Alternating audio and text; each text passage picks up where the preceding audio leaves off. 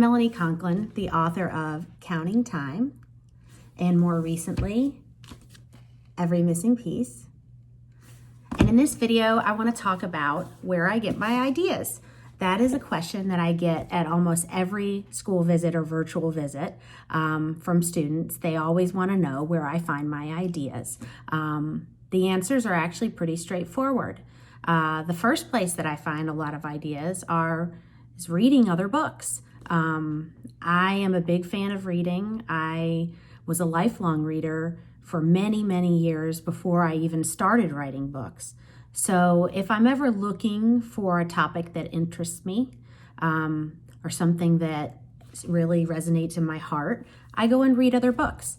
I also try to enjoy all the different parts of life and keep an eye out for ideas there. It's important to try different things, you know. When you try a new sport or an activity or a club, sometimes that can lead to ideas. Taking a break can also lead to ideas. So if I'm ever stuck, then it's a good time to take a walk or to play with my dog or to get beat at Mario Kart by my children. Any of those things can get my brain to loosen up and come up with some new ideas. One of the other things I do, my first real tip on this, is that I keep notebooks. So I think a huge part of finding ideas is actually just collecting them, because every day we have all kinds of ideas. You might be at the grocery store and you see something on a shelf and it brings a memory into your mind, and that's an idea. So what I try to do is to make the time to collect every idea that I have. So I will fill up a notebook with all kinds of random ideas. If I have an idea for a story, I might put a little light bulb. I might use a star and write each of those ideas on the page. And that way, if I'm ever looking for something new, all I have to do is flip back through my notebook and I have hundreds of ideas waiting in there. The great thing about notebooks is you can add in pieces of paper. You can stick Post-its in. You can also take notes from anything cool, a speech that you listen to, a conference that you go to. You can add those in there too.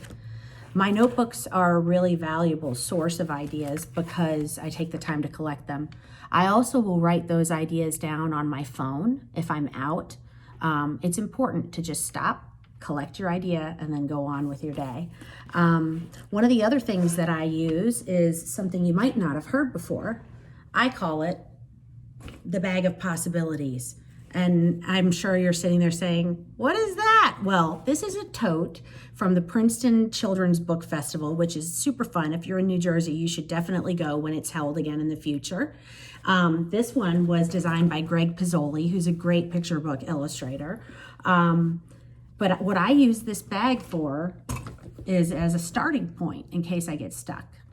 So what you do with a bag of possibilities is you take any kind of bag and you go around your house and you collect random items and you put those things in the bag.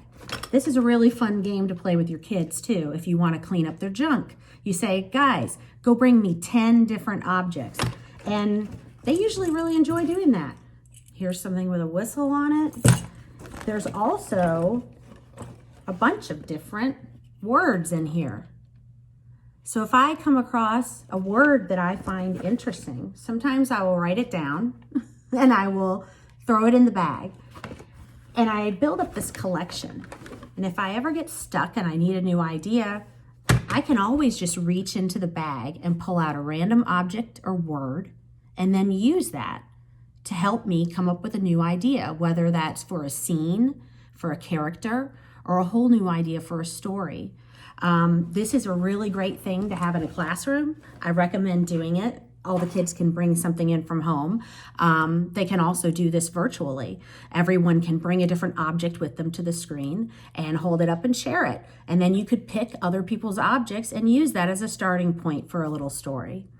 So if you get stuck, those are a couple of my little bits of advice. Keep a notebook, collect all your ideas, and maybe create a bag of possibilities that can help you out.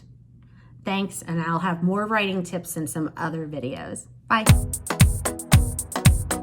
bye.